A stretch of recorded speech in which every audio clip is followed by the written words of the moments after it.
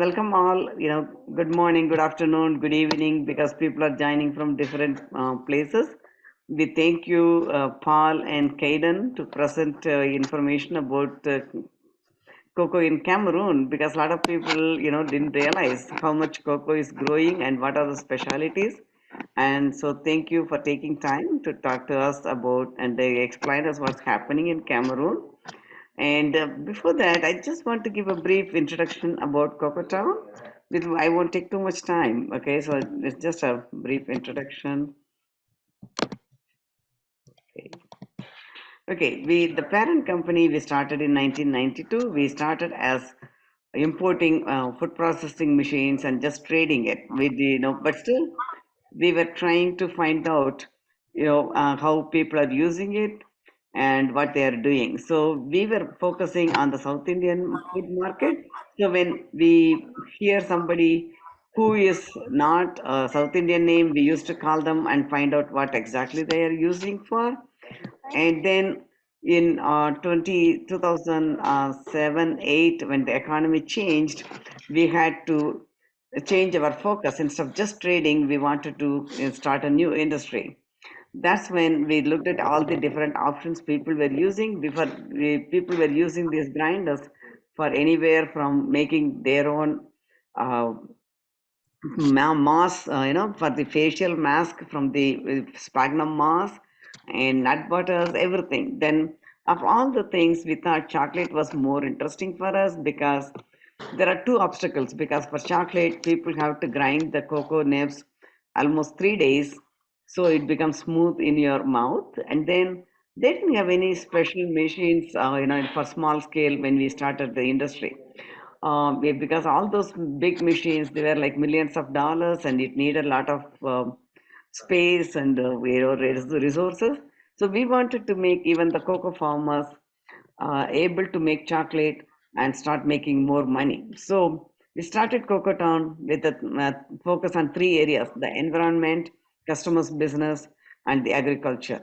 The environment, because we always use only high quality stainless steel and very limited plastic, so it lasts longer. And even when its use is over, it doesn't go into the landfill. You can recycle the metal. And then customers' business. We want to make sure our customers grow in their business, so we try to do whatever we can to help them. So we started with the machines, then we started teaching them the in-person 3 day boot camp kind of thing in Atlanta. Then during the pandemic, we pivoted and we wanted to started the webinar so people all over the world connect virtually. And then the agriculture again, we found out when our customers buy the beans, they try to buy directly from the farmers and then they pay more. So that makes the farming more sustainable, at least for the cocoa farming. So, and this is a small timeline through the years. We have patents for our machines. We don't sell just Me Too machines.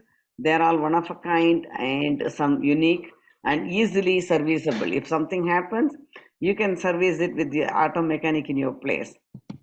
And then now we are also trying to create a university, Cocoversity. This is like an online resource. We are working on it. It's a long process. I know we have been saying it for 3 to 6 months now, but it takes a longer time than we realized. So sorry about that, but it'll be there soon. And then we are also coming up with the new line of machines and accessories. So we want to return to the normal life soon. Some travel has started, but still the airline fee, prices went up so high. It's prohibitive for some people. So we are hoping that the prices stabilize and people can start, traveling to other countries and we can meet all of you in person. But we will still continue the virtual connection. So like I said, some of the webinars is easier so a lot of people can join from anywhere in the world, and we always end with loka samasta sukhino bhavantu. That translates as may all beings everywhere in the universe be happy and free, and the thoughts, words and actions of my own life contribute in some way to that happiness to all and freedom for all. Thank you. We wish you all the success in your business. And now I turn it over to Teresa.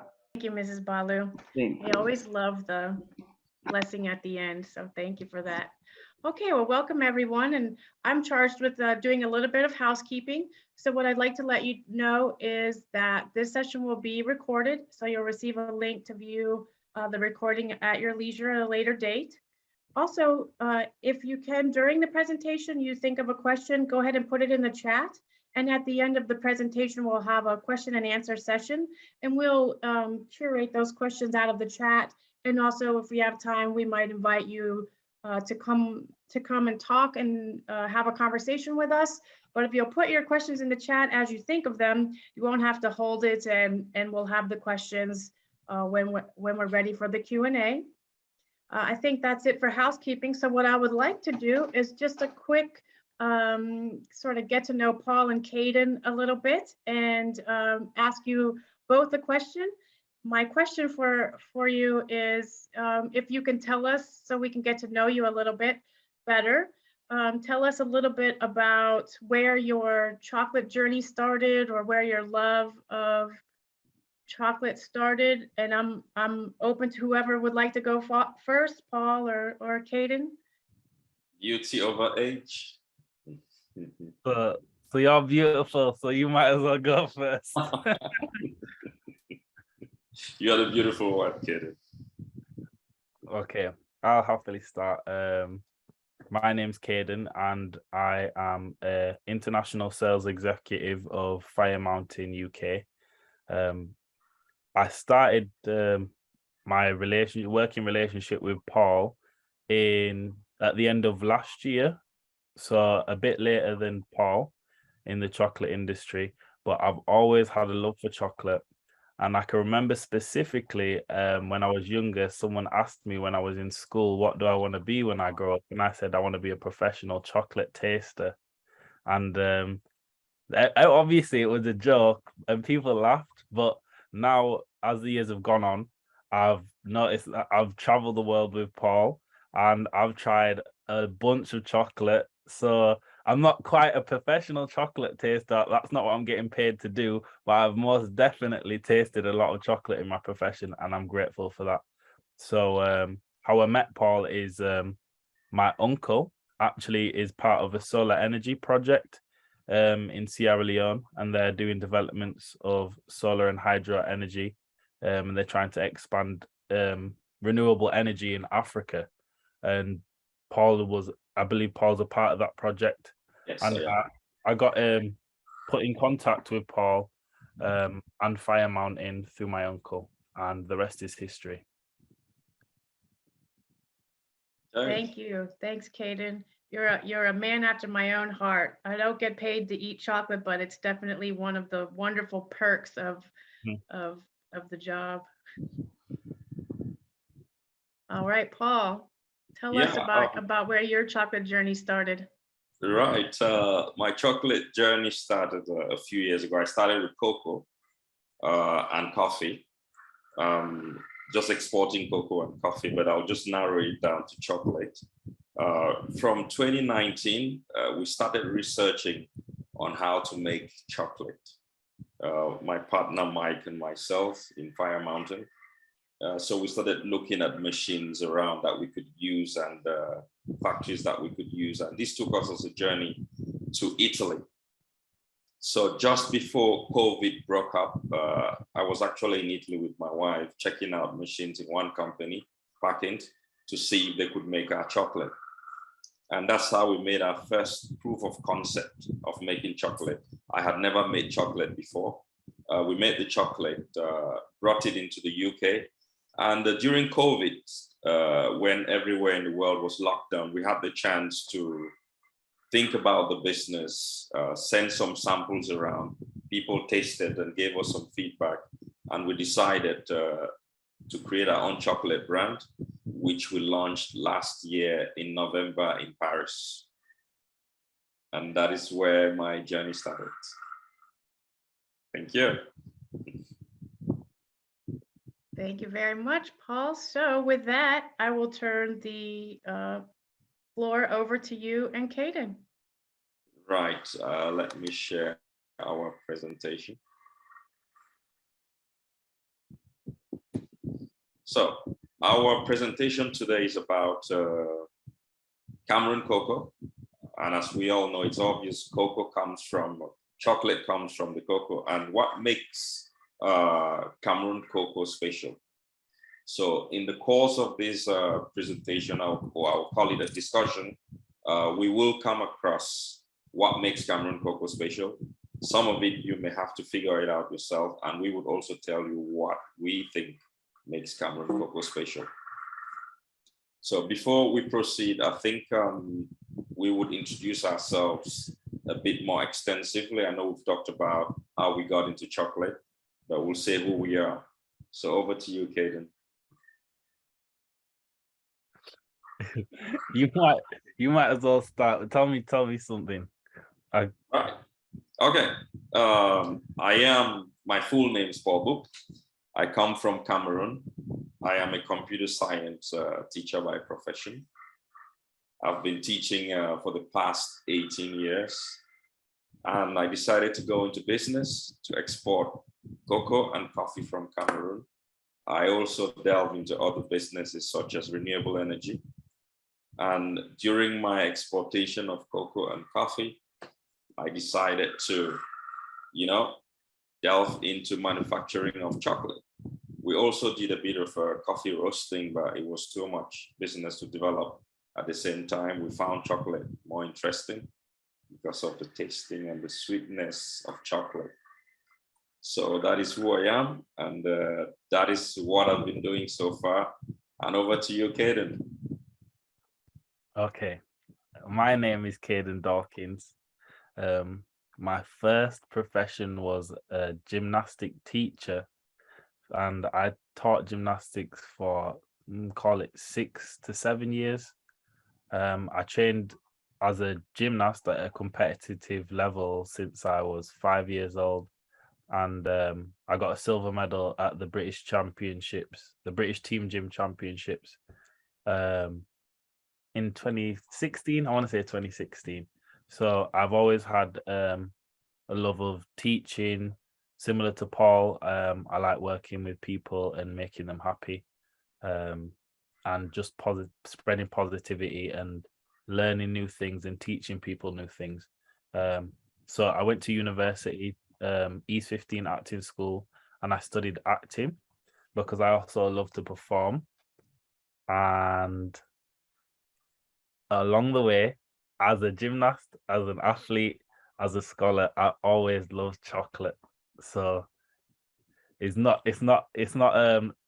quite a U-turn, because I've always loved chocolate, no matter what I did. Fantastic. And just to add again, an extension of who I am, I have a purpose in life, what I think is my purpose at the moment, which can evolve and change, is to empower young people as a teacher and communities, what we're doing with the chocolate and the cocoa, to develop their creative and competitive edge. So it's just about working with communities to get them to be the best that they can be. And as a person, I have a root philosophy, which I plug into, whether it's in good times or in bad times, the African philosophy called Ubuntu. And Ubuntu means I am because you are.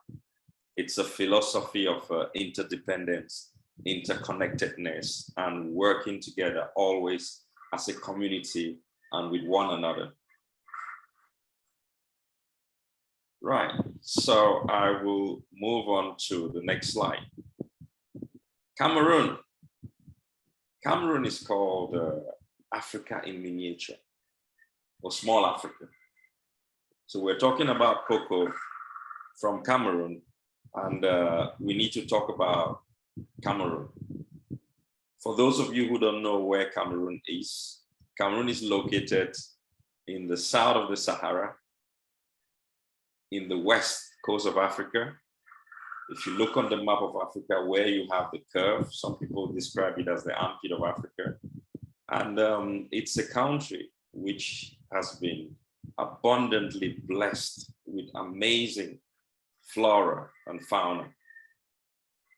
Cameroon as well is really called African in nature philosophy.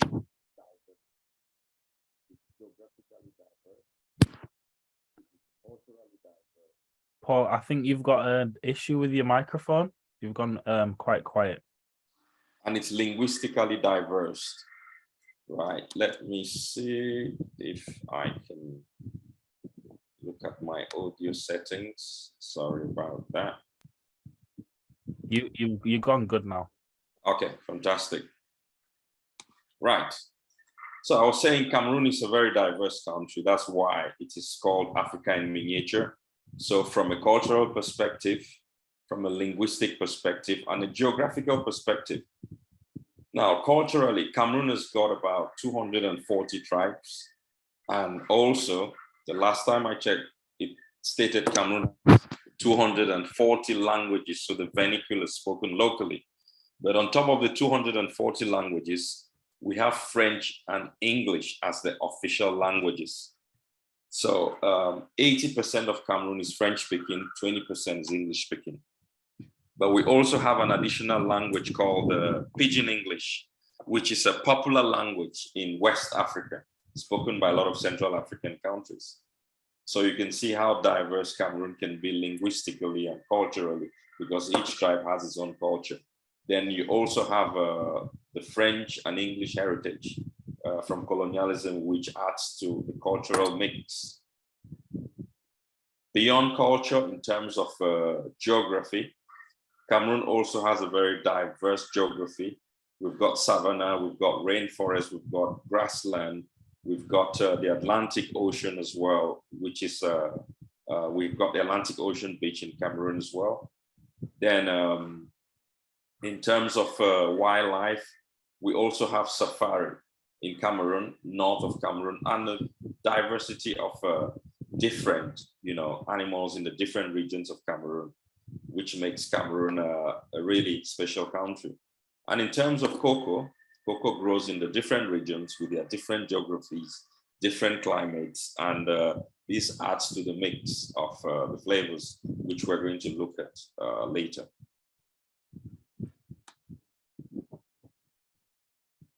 So, Cameroon, cocoa and coffee. We added coffee because cocoa and coffee are the main cash crops that are exported from Cameroon. So talking about cocoa, we need to talk about coffee, and there are some other similarities.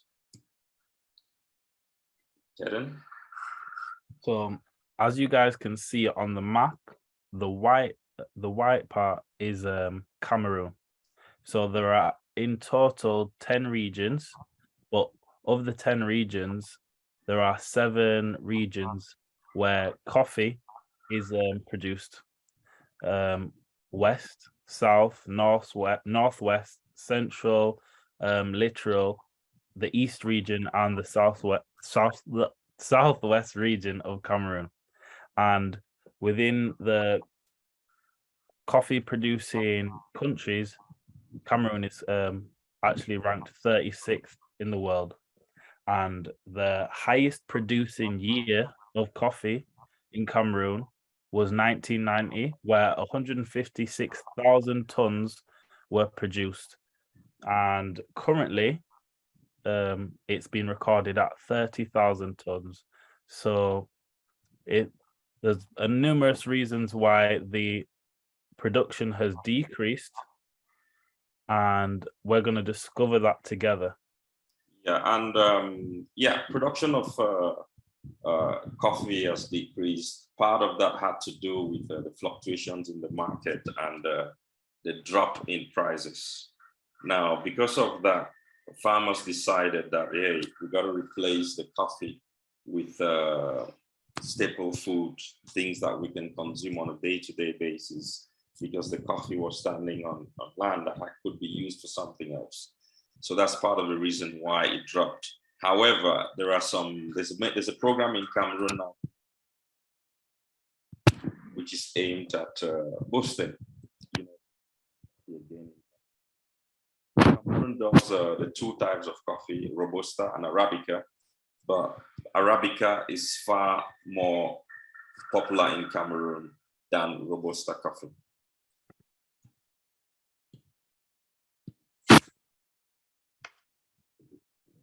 So here is another diagram which we've got, and it is basically where cocoa is grown in the world. And basically, cocoa is grown in a narrow belt around 20 degrees north and south of the equator. So these are some of the hottest areas in the world.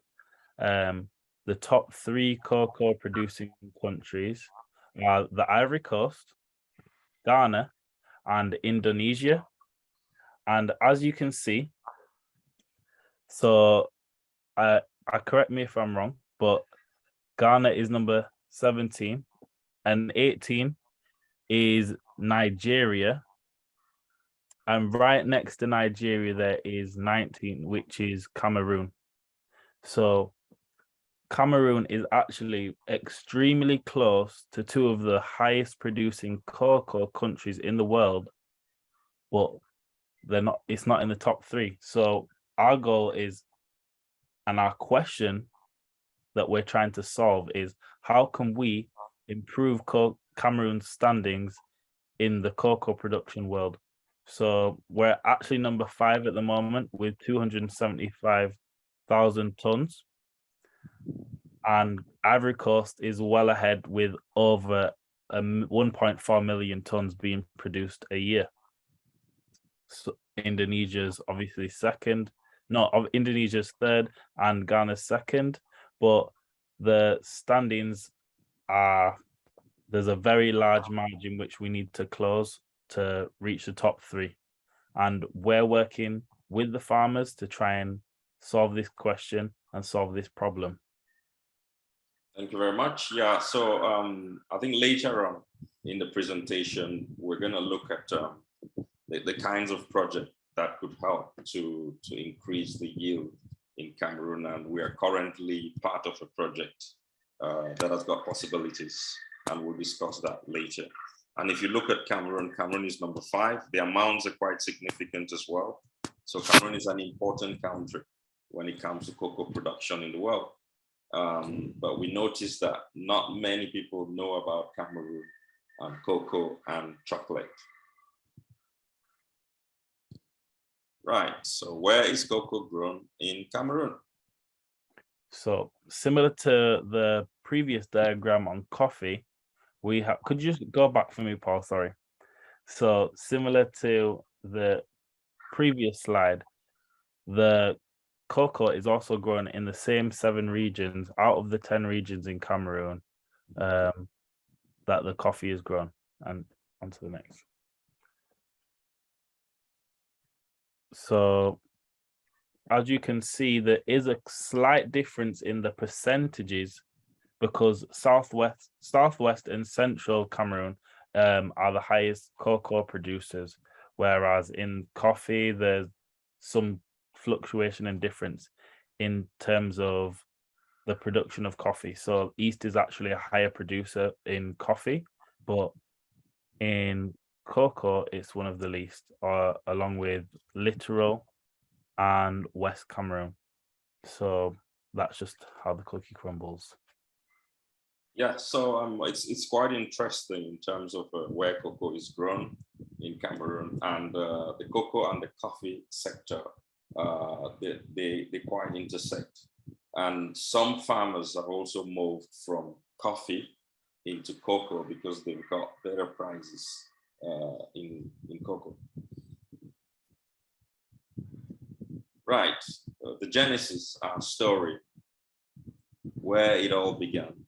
How did we get into this world of coffee and cocoa and then chocolate? My dad used to be part of a cooperative many moons ago. I was still very young. And I remember him saying why he joined the cooperative, because he was a civil servant. He was an accountant working with the Ministry of Finance. But he joined the cooperative back in the village because he thought the farmers were not earning enough in terms of the work they were putting. And to cut the long story short, myself, I still feel the same way today. And having come to the UK since 2000, I realized that we consume a lot of tea, coffee, hot chocolate or chocolate. but I don't see any cocoa trees or coffee trees growing around.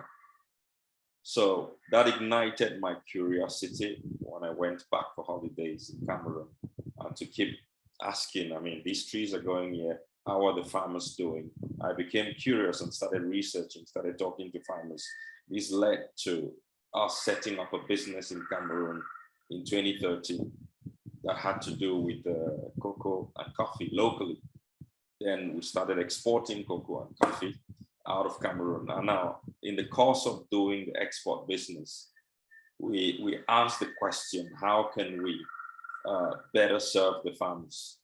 How can we make sure that they earn a bit more than what we thought, what we saw them earning? So what came naturally to us was about going up the value chain. Get it? So what we do and what our mission is at Fire Mountain is to add value by making chocolate so that we're able to pay the farmers a living wage. So because of this, we are able to build a sustainable farming and sustainable farming communities by making high quality chocolate. And the more high quality chocolate we produce and the more our company elevates, so will the communities within Cameroon. Right. So in terms of serving the communities, because we have a value proposition, we have a perspective from which we see the making of chocolate, we came up with our own Fire Mountain model. Karen, would you go through the model? Of course. So our model, within the center of our model is sustainability.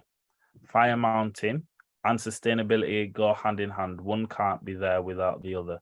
And because of this, we've decided to put both of them in the center of the triangle. I'll start at the bottom. Chocolate has to begin with chocolate lovers. So the chocolate lovers pay a fair price for their chocolate. We have a high quality artisanal bean-to-bar chocolate, and those chocolate lovers will purchase the chocolate, and because of that, we are able to pay our farmers a fair price because they are paying a premium for their chocolate, which allows us to pay a premium for our cocoa beans.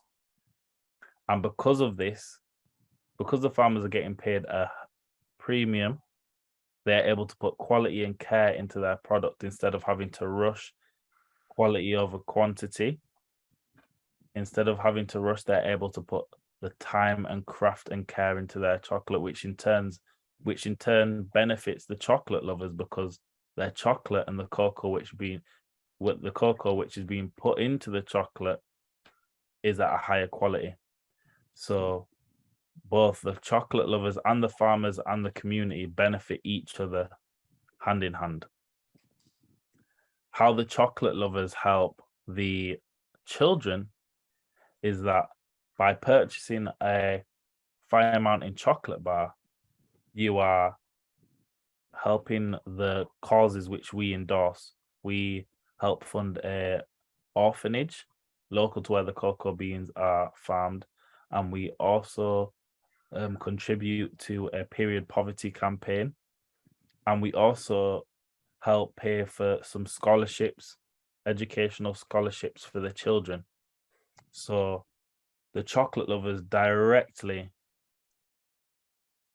benefit the children in the area, and what that will do in turn, the children will appreciate the chocolate lovers because they know where their benefits are coming from. They appreciate and care for the chocolate industry, which in turn could potentially make some of these children who are benefited by these programs become farmers, which put even more quality and care into the cocoa and the cocoa that they are farming, which will become a full circle effect and make the quality continue to increase, the benefits continue to increase, and the more knowledge and growth on all aspects. Yeah, thank you. And I would also like to add the aspect of the farmers, and when it comes to child labor, the area where we are working, sometimes because the farmers are not earning enough money, especially the young adults, they do tend to migrate into the cities, and they leave the aging parents or grandparents of those children with the farms. Now, because these parents, they still have to tender, they have to look after the farms, they have to still do the harvesting and the pre-harvest practices. Sometimes they take the children into the farms to work with them, I'm saying out of school periods, which is not for the benefit of the children. But also, some of the parents have abandoned the children and no one knows where they are. Or some of the parents have died young because of the conditions. We tend to find orphans in those areas, which is the makeup of some of the kids in the orphanages that we're trying to support. But when you're paying a fair price to the farmers, the young adults stay in the communities, they stay in the villages, and they take care of the farms. And that creates a healthier ecosystem for those farming communities and for the children in general. The children can also see that their parents and their relatives are earning a living out of cocoa farming, and it's helped them also to think, okay, we can become cocoa farmers. So it's all about sustainability. It's all about the communities as well, and the individual farmers and the children, but everything links up to the chocolate lover, the person who buys the chocolate at the end of the day as well. So each strand of our model is connected to the other. And we're going to look at the kind of quality and care that we're hoping to contribute and to bring into this sector as we move along. So talking about care into cocoa, talking about taking good care of the product by the farmers to create high quality cocoa, we embarked on a specialty cocoa project, which is being developed by Zoto, which is a renowned company in developing specialty cocoa in different regions. However, the teachings or the learning from developing specialty cocoa filters through to even the work that farmers are going to do with their bulk cocoa. We talked about the diversity of Cameroon and the richness in its flora. We are going to a village called, we're on our way to a village called Nyanon, where we worked with the 𝗂𝗶𝗃 𝗂𝗶𝗃. And this river is called Sanaga. So we took a picture on the bridge. Right, here we have a video on our way to the farm. I will play the video, and hopefully you get the best possible quality.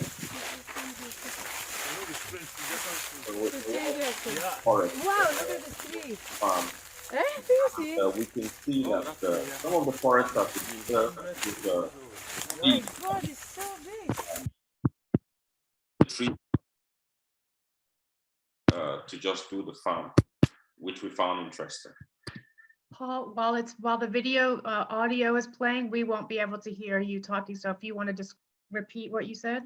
Okay, sorry. Yeah. That's So all right. in this little video, we are on our way to the farm in Nyanon.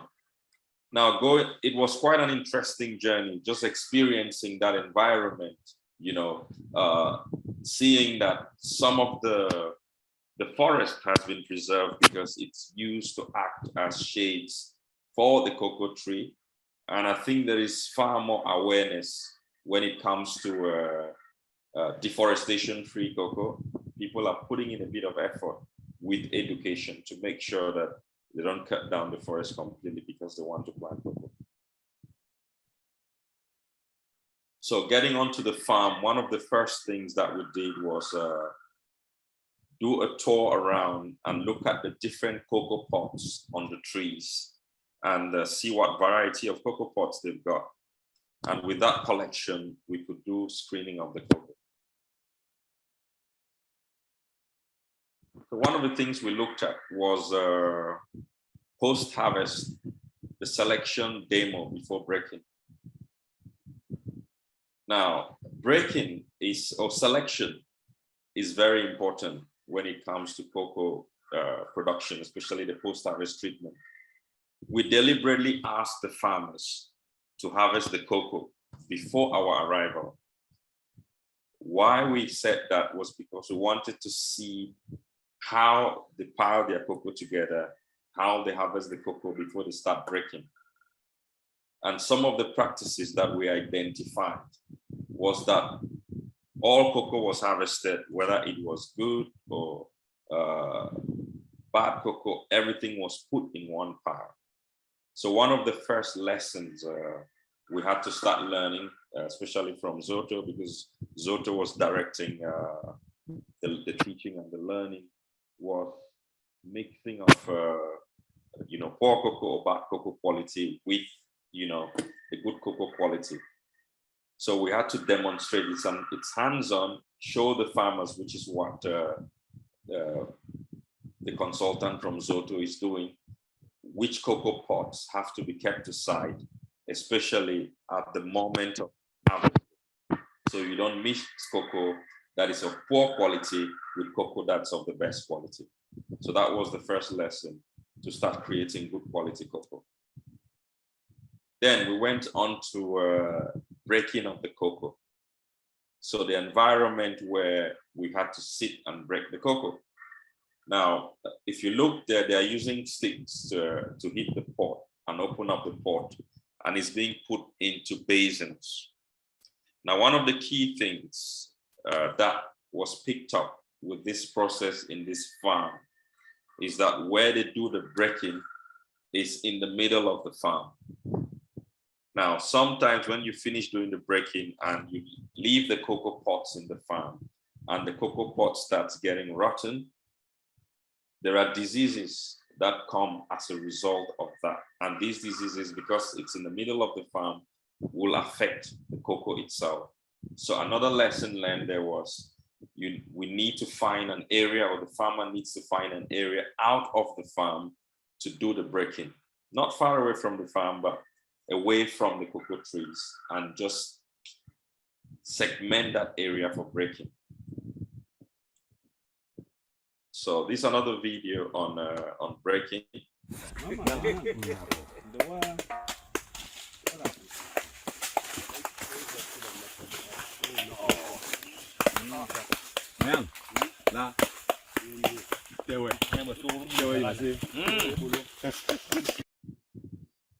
Right. So what happened during this process is a group of people are breaking up the cocoa, putting it in the basin, and some people are just taking the actual cocoa out of the pots. But also during that process is looking at the cocoa in the pots. And there are some pots that may look good outside, but in the inside, either they are overripe or the cocoa is getting rotten or something. You need to still separate that.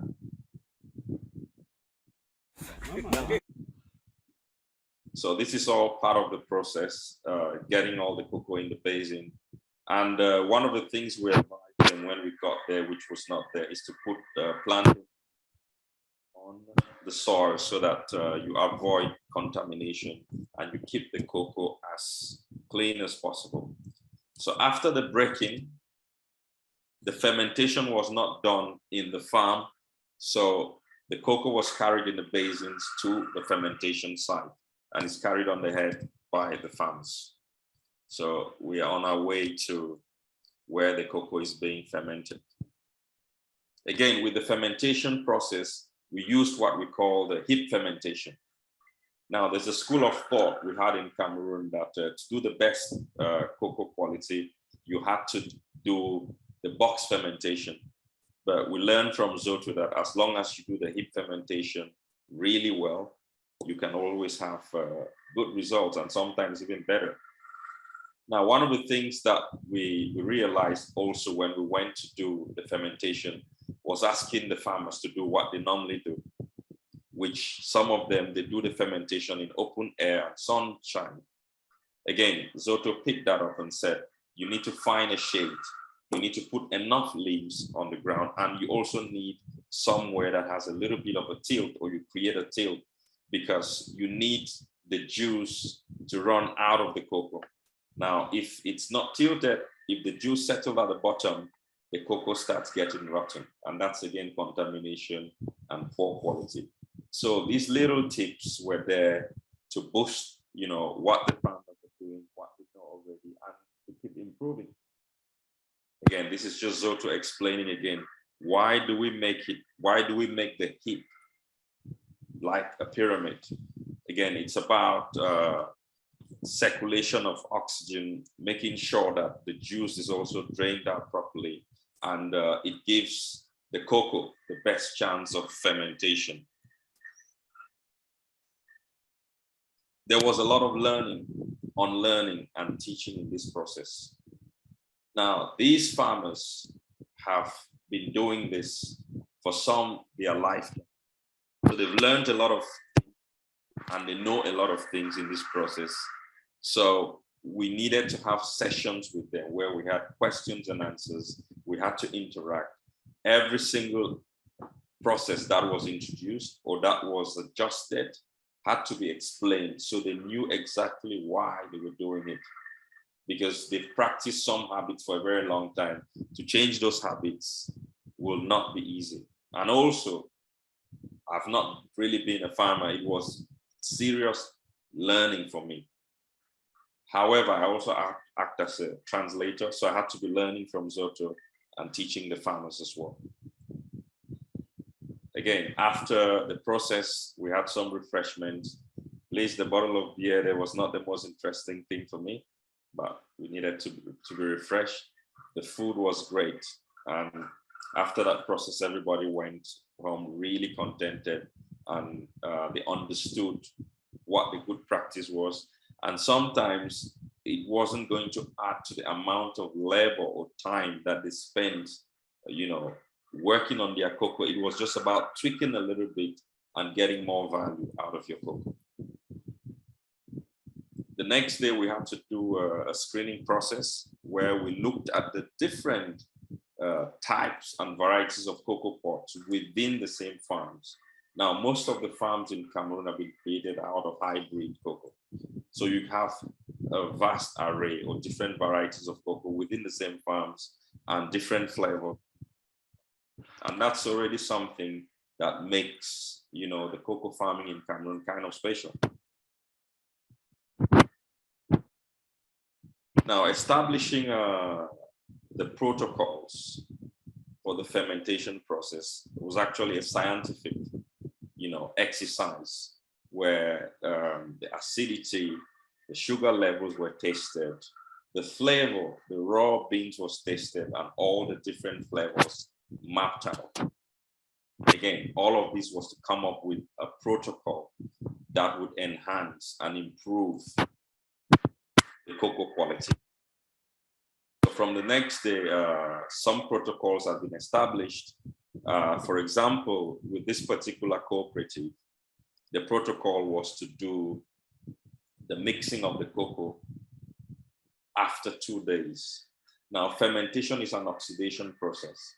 And if you don't allow oxygen to flow well in the cocoa, the fermentation process will not be complete. And your flavors are developed during fermentation. The video I'm going to show is just really showing the farmer.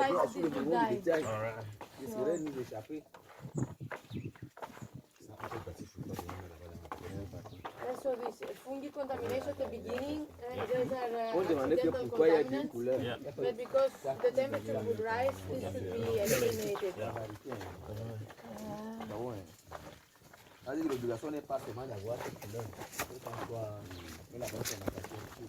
Right, so this video is demonstrating to farmers how to mix the cocoa when they are doing fermentation. Now, what we found as practice was that most farmers, once they've put the cocoa, it's fermenting, they don't take time to come and to mix the cocoa. And even those who mix the cocoa, it wasn't done vigorously. It's an energy-based exercise. And what Zoto showed the technique was you need to take bite sizes or small sizes, put back in the basin, and make sure you mix properly. Because again, like I mentioned before, fermentation is an oxidation process. The cocoa needs to breathe properly. Oxygen needs to circulate homogeneously across the cocoa, so that you have the fermentation is, standard across board. So after mixing your cocoa, you need to put new leaves have to be put on the ground again, and we create our heap for the fermentation to continue. Now, this protocol was a 6 days fermentation protocol. So we've done a mixing. The second day, we'll do another mixing. They had to do another mixing on the 3rd and the 4th day. And this is how you develop the specific flavors for that particular cocoa. We also observed or took the farmers to good practice when it came to drying. Now, a lot of farmers do dry, they put tarpaulins on the ground and dry their cocoa. But an elevated surface is the best practice because it prevents animals from jumping and walking on them, and also just dust and gravel to go on the cocoa. So just doing observations and talking to the farmers. And we also invited the children to come and look because they are the future.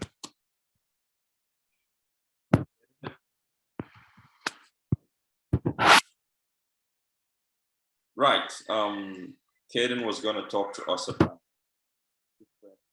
protocols and the results. Yeah, Caden, over to you. So before, when there was no protocol and we had no training from Zoto, the appearance of the beans were pale, brown, and there was no consistency, and it was quite mixed. The aroma of the raw beans were lactic. The raw bean flavor was described as musty, stable, more musty, lactic, and it has base notes of flowers and citrus. And the liquor testing had an aroma of sweaty and rainforest aroma. Flavor was overripe banana, sour milk. It was leafy, hazelnut, and floral potential, but not floral, and curry as well, which is not good at all. After we had some training from Zoto and applied the recommended protocol, we had stapled down a much more uniform and better quality of cocoa. So the appearance of the raw beans were all clean and light brown and much more consistent, much less variation. The aroma of the raw beans were like that of just cocoa. So a lot of people have said that when they taste our chocolate or taste our cocoa beans, it is very exemplary of what cocoa should taste like. And the reason for that is because a lot of the cocoa powder that is produced comes from Cameroon. Am I right in saying that, Paul? Yes, sir. Cameroon cocoa beans is famous for they use it most to produce cocoa powder. Yes, hence why the stereotypical cocoa flavor or the aroma of cocoa, our cocoa, is reminiscent of just cocoa or cocoa powder. So the raw beans flavor was hazelnutty, woody liquor, honey, and dried fig. And then the liquor tasting was that of cocoa. The flavor was cocoa, peanut, light floral, nuts, resin, and banana pudding. So it's a much bigger improvement from having an overripe. If you imagine an overripe banana, which is almost rotting, to a nice banana pudding with a little extra sugar, it's a big improvement. And you can really see the difference in the cocoa. I'd just like to add, so we have, Fire Mountain have actually shipped 22 tons of cocoa beans since, after the post-harvest practices have been put into place. And out of the 22 tons which were sent to 𝗂𝗲 in Antwerp, which is a storage facility which hold cocoa and coffee, where we're just storing our cocoa beans at the moment. Out of the 22 tons, only 68 grams went to waste due to infestation or mold or water content. So basically, that is less than 0.01%. Like, it's not even a percentage. So 68 grams out of 22 tons. That is all that went to waste. And that's just basically, it just shows testament to how effective working with your farmers and communicating with them and educating them on new protocols, hygiene, and how much it can help improve the yield and quality of the cocoa that they are producing. Right. Thank you, Caden. And after doing the practical work in the farms, we did a training session with representatives of different communities. And the aim of the training session was the importance of post-harvest treatment of cocoa. And I think what was 90% of the quality of cocoa is based on post-harvest treatment. If you can adjust your post-harvest treatment, you can massively enhance the quality of your cocoa. It's still work in progress. We're still learning, and there's still a good long way to go. But the teachings and interaction with 𝗬𝗄 was really important for us and for our farmers, and having a deeper understanding of the whole process. So this is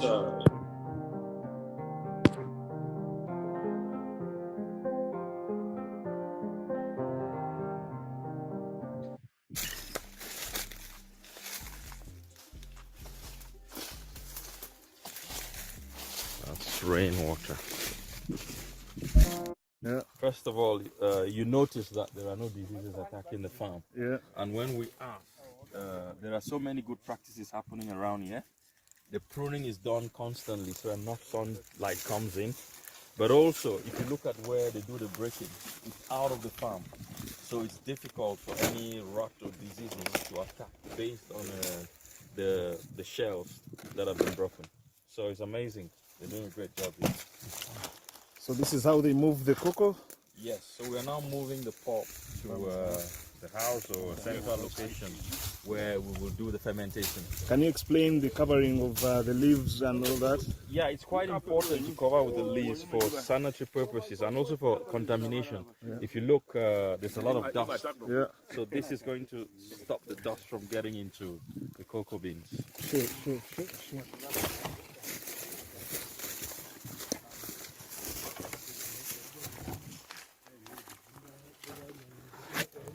Already thinking of how we can mechanize this process, man. Yeah. We can put a little motor and some controls which would make this easier for us.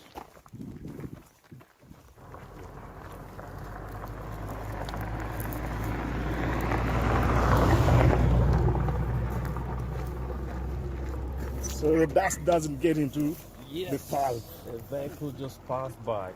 Look at how much dust it's raising. Yeah. So this is good practice. Excellent practice, man. Excellent practice. To make sure that our chocolate is based on a level of love, man. Yeah.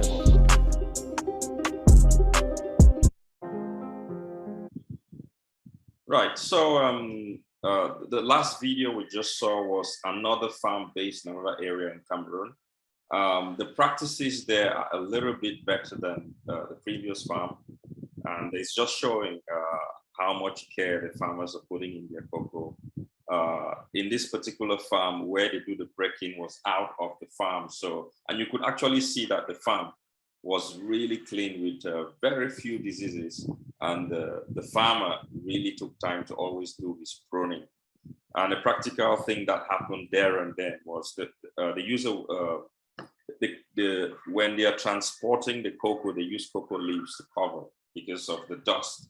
And literally, we're just coming out of the farm, pushing the wheelbarrow, and there was a car coming.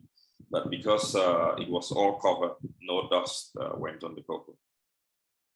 So I think it will be good if we can look at a few profiles of cocoa farmers, just hear their story from themselves.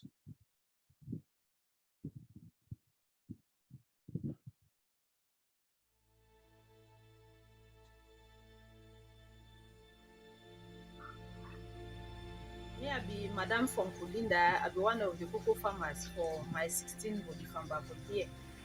So I get a cocoa farm will be located for Bwanda Blackbush. And this farm, I get 2.5 hectares where again mature cocoa, and I get 3 other hectares where a young cocoa where it still come up. So approximately I get a total of about 5.5 hectares of land will be occupied by cocoa. For me, I be 𝗵𝘂𝗹𝗃𝗍 for my 16. But my farm for Bwanda village, now for my cocoa products, my farm is there. And for the farm, I get 2 hectares for the cocoa farm. At 2 hectares I get that for it. So which way is there for the farm? Now say it will be during this around June, July, at the time that way at the harvest heavy peak for the farm.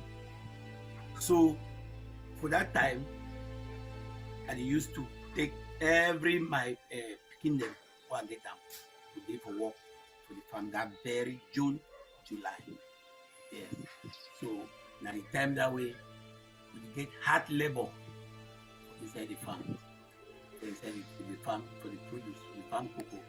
So by which way they inside and say when the time don't reach, note and it will be that very period too, we prepare for school. So you see the process, it is tight for me and not fit cope with do and me one. So now they picking them, they help. You get German species, then you get amazing. And then you get American cocoa. That is 3 type of cocoa that way I get them. Which way I see to contain my product or how way the thing the cocoa they help me.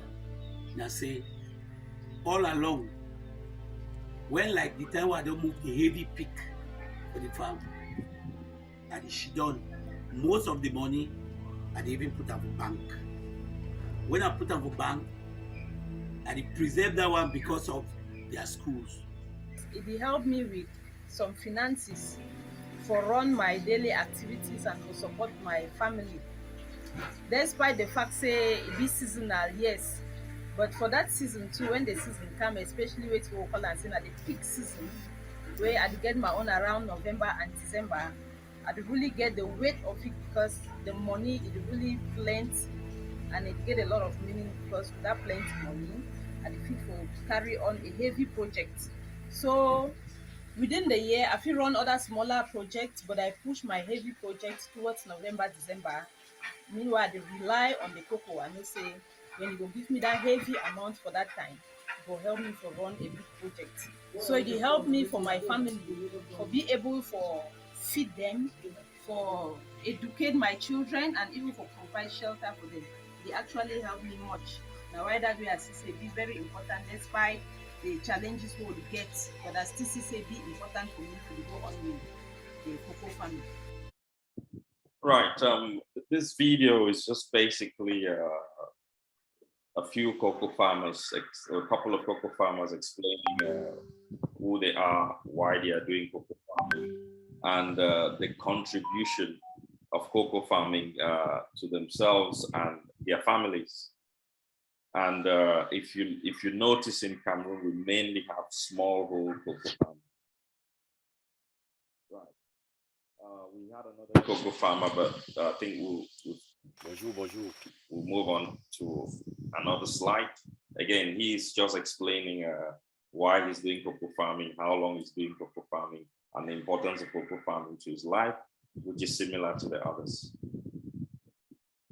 Yeah, we touched on the question before, how can we improve and increase our standing in terms of production of cocoa?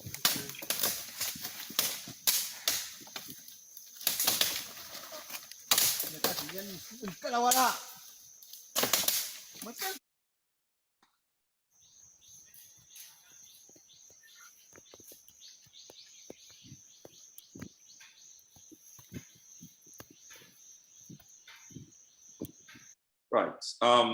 We are currently involved in a project with a cooperative called 𝗃_𝗃𝗂𝗃 Cooperative. And this project is to create a high yield cocoa farms. If we look the video, the image that is on your left or on my left, it's about creating a farm to plant cocoa. Now, part of what we're doing also has to be deforestation-free cocoa farms. However, there are some root plants in that forest that prevents whether it's even the trees or that will prevent the cocoa plant from growing. So all they're doing is extracting these plants that will not be beneficial for the growth of cocoa. Now, if you look at what they're cutting down there, it's a plant that entangles everything around here and everything in the forest, including the trees. And its leaves, shade, create a lot of shade in the forest, and hardly any light gets through. So once you cut that off, you have enough light coming through, even with the trees still standing, that will provide the shade, and you can plant cocoa in that farm. So that's something we're working on. Now, we're working with the Cameroon Cocoa Academy to create these high yield farms. And the approach is going to be different from the practice that is currently happening. It's an approach that is going to have very deep traceability principles. At the moment, the cocoa plant that does best in Cameroon is Trinitario. Now, Trinitario is a hybrid of the two main gene poles for cocoa trees. The two main gene poles for cocoa trees is what you do a hybrid of, and you create Trinitario. So working with that, where we understand and know what the genes are or which genes have been put together, would help us to have a very strong traceability cocoa. And also we will be able to recreate certain flavors that are found in the farms, because we know which combination was put together from Cameroon Cocoa Academy to produce those trees. So most of the plantations in Cameroon at the moment are hybrids of hybrids of hybrids.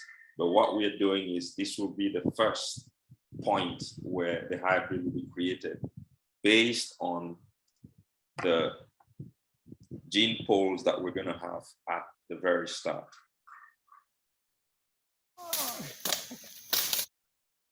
So if we look here, the farm is going to be based on a principle of sustainability, principle of traceability, and ethics. Now, ethics is going to cover a wide range.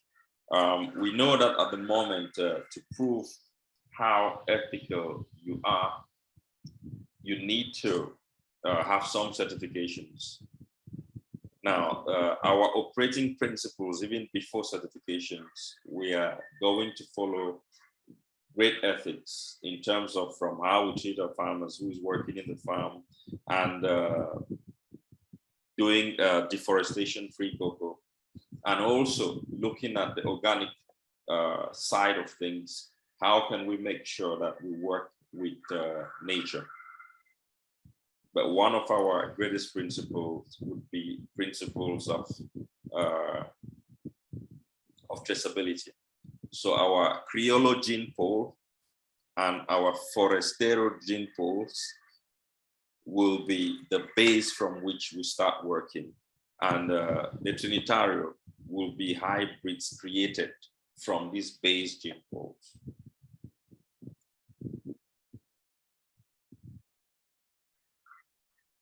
So key to what we're doing is this question: why should we bring more corporate social responsibility into the cocoa sector? More precisely, cocoa growing communities. Kaden, can you start with that? Yes, Paul. So the reason why we should bring more responsibility into the cocoa sector is because we believe that the more sustainability, the more education, and the more growth, it will better the communities, it will benefit everyone. So the more we all take a responsibility in what we do, it will set a precedent for the generations to come. And I believe that it's not just in our generation that we can solve all the problems. It's through setting up a foundation of knowledge that we keep building on that will help improve these standards and conditions for these communities, and will in turn improve the quality of cocoa in the chocolate industry as a whole. And there'll be less corruption and problems that the agricultural industry faces as a whole, just through education and improvement. Yeah, and just to add to what Kaden is saying, strong corporate social responsibility really helps to look after the community. Because if we look at the cocoa growing communities, you need to ask yourself the question, does it reflect the joy that chocolate brings to the world? When you look at where the cocoa is actually coming, the situation of the farmers, the situation of these communities, you look at the schools, look at the health services, look at the roads. What can we do in this industry to make sure that the contribution that these people are bringing through the joy that chocolate is bringing around the world, how do they benefit from that? Now, one of the things that we've done is sign an agreement with an organization called Rhino. They do run a number of community projects. They do period poverty, which is a big problem in those farming communities and the community in general. They do sponsor, they do scholarships for children who cannot really afford to pay for their education. So we do support them with this, and of course, we do support the orphanage as well. So it's our corporate social responsibility to connect and empower the community. There was a period poverty. We are the ones we have been waiting for to be the change that we seek. These children need us. These communities need us. It's time for us. It's time to make a difference that changes everything. Support this cause. Restore the dignity of the 𝗪𝗂𝗀 girl. Together with Royalty World and partners, we are reaching out to 10,000 girls with 60,000 pads. Fire Mountain supports this cause. Nous sommes ceux que vous attendiez pour être le changement que vous recherchez. We are the ones we have been waiting for to be the change that we seek. These children need us. Right, so the period poverty campaign is there to support young girls, adolescent girls in the community to solve a problem that is causing a lot of stigma and that is even causing young girls to leave school. Again, it's part of our corporate social responsibility. And finally, we're going to talk about our chocolate. It's last but not the least. We want to leave an impression. That's why we kept it. To you. So our company is called Fire Mountain. We didn't explain why it's called Fire Mountain, but the reason why it's called Fire Mountain is because the cocoa beans we use to make our chocolate are grown on Mount Cameroon, which is actually the 3rd largest volcano in Africa. And it's actually an active volcano. So that actually, the magnesium and nutrients in the soil are naturally enriched, which help the crop flourish. So the name Fire Mountain is basically paying homage to the fact that the cocoa is grown on an active volcano, which is called Mount Cameroon. And the indigenous name, which is also featured on our chocolate packaging, is 𝗵𝗂𝗶𝗶𝗃. I'm sure Paul can pronounce it better than me.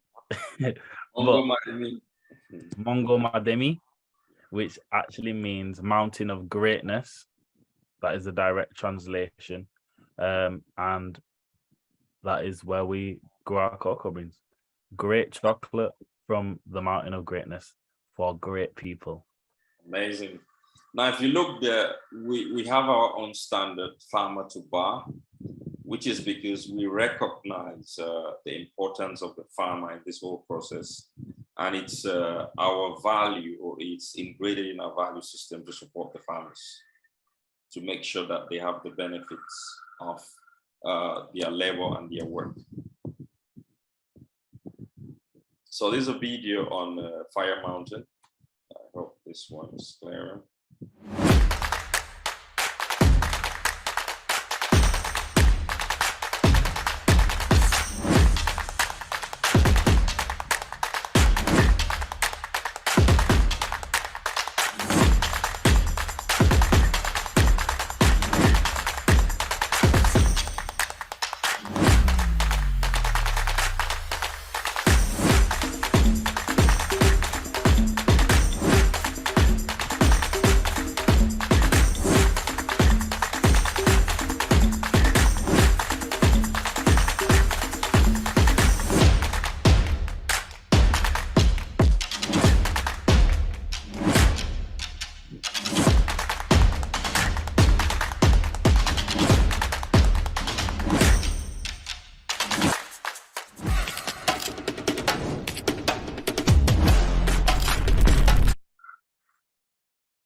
Right, so that is just a little bit of our chocolate.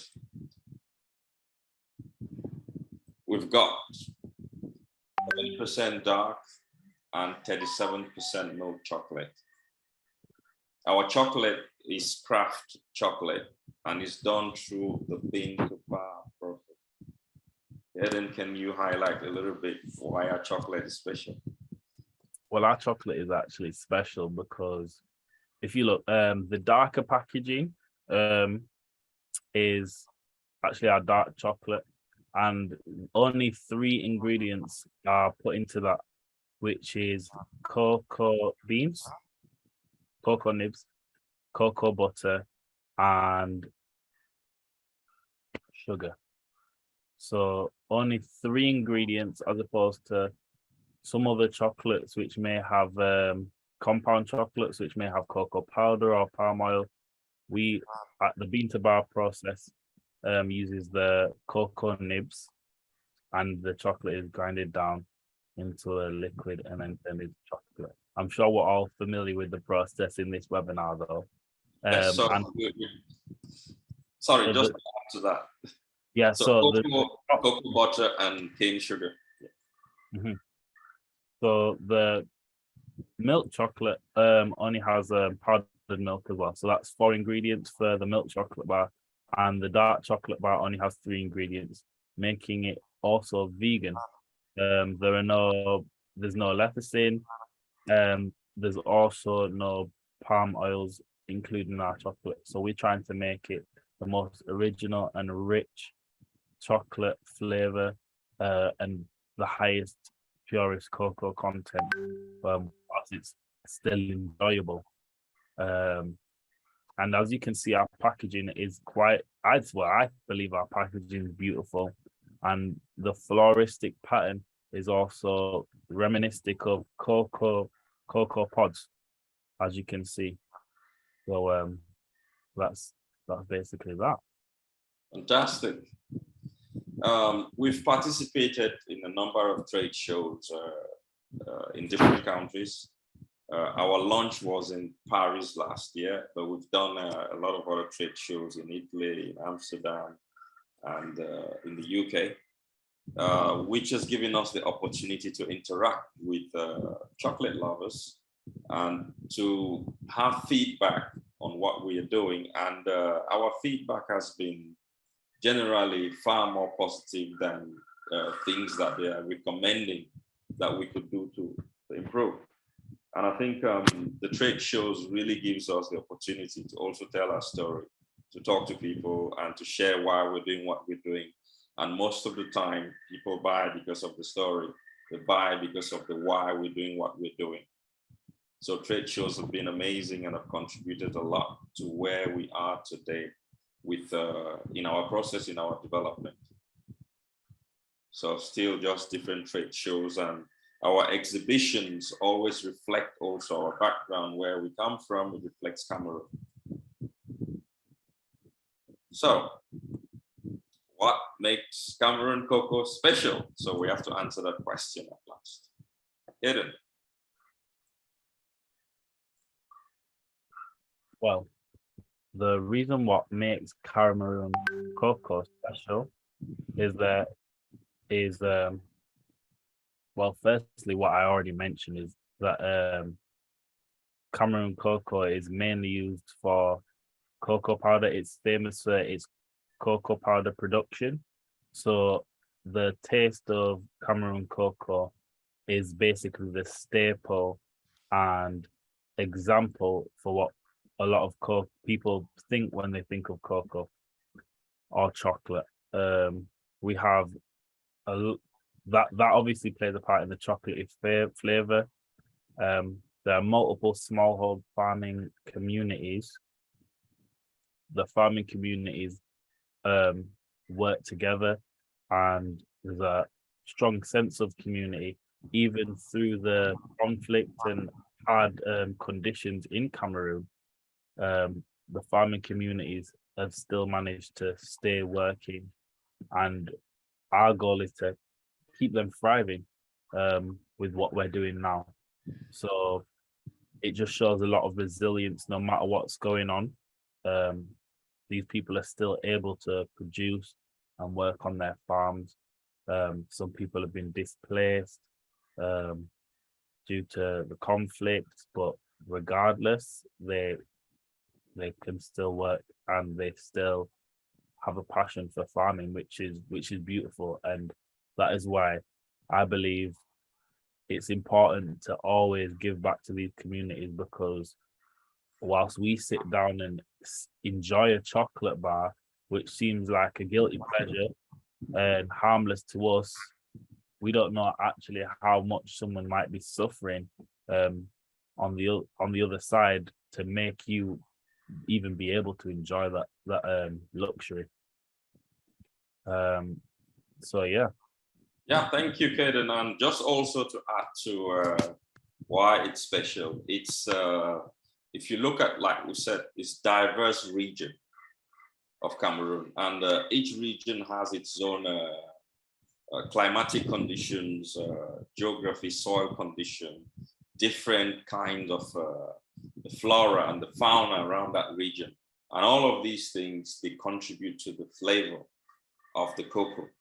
And just having, a snippet of what you can do if you go down the route of specialty cocoa, how many flavors you can develop, the potential, even within one farm, you can get different flavors, you can get different things, shows that there is a lot you can do with that cocoa in Cameroon. The question is, do we want to do it? Who is there to join us in this journey to create these different flavors and really develop the cocoa in Cameroon to reach its maximum and its full potential. I mean, it's used in diverse products. The cocoa powder, you also have good liquor from Cameroon cocoa. And also our experience making chocolate. You can make any kind of chocolate with the cocoa from Cameroon. I think all of these put together, and these farming communities and farmers who put in a lot of hard work to grow this cocoa, and which is their gift to the world, makes Cameroon cocoa special. And I think following our presentation, you can also come up with your own reasons why you could think it is special.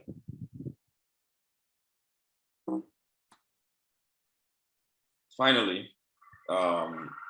we can't proceed without showing gratitude to those we've met along the way. It's not been an easy journey, and it could be easy to stand up and say, okay, you're self-made, but we don't believe anyone is self-made. We've met a lot of people along the way who were not, they had no obligation to help us, but they went out of their way to help us. We'll start to, first of all, express our gratitude to Cocoa Town. Without Cocoa Town, we will not have this platform to talk about our story, to talk about what we're doing. Would also like to say thank you to 𝗂𝗂𝗹 𝗕𝗂𝗃, based in Leicester. They've also been very supportive, mentoring, encouraging, and helping to lift us up, especially when times are hard. Also, Yacht Cocoa House has been there also, Sophie, to advise us and to support us in what we're doing. 𝗪𝗂𝗃 in Italy, this is where we're currently manufacturing our chocolate. They've also been very helpful at understanding. Daniel's Delight in the UK, where we do our molding and packaging. They've also been very helpful and listened to us and guided us as well. And last but not least, we also like to really thank 𝗀𝗃𝗃𝗃 or ITC. They've given us a lot of support to go out there in the various trade shows to show what we're doing. Without them, we would not be able to do these trade shows. So they've really been very instrumental in our growth. So thank you once more to UK8. And before we carry on with our question and answer sessions, I would like to say that we come from a place of abundance. We have an abundance mentality and abundance principle, which is the mentality we bring within the cocoa sector. And I would like to say that as indigenes, people from Cameroon, we have a perspective which can contribute to the growth of the sector. And we'd like to thank all the companies that have been there before us. Without them, without the developments in this area already, we will not be able to even think, conceive, perceive, or do what we're doing today. But at the same time, we are appealing that we want to work and coexist with others. Like I said, we have an abundance. We think there is room for expansion. There are different frontiers that have not been conquered or even touched yet. And with a perspective from an indigenous point of view, we can also contribute to the expansion of this industry and to make it great again, or make it even better. So we would like to be also given the chance to expand and to grow with everybody. So thank you guys for listening, and thank you guys for being here with us today and sharing our story. We are now open to question and answers.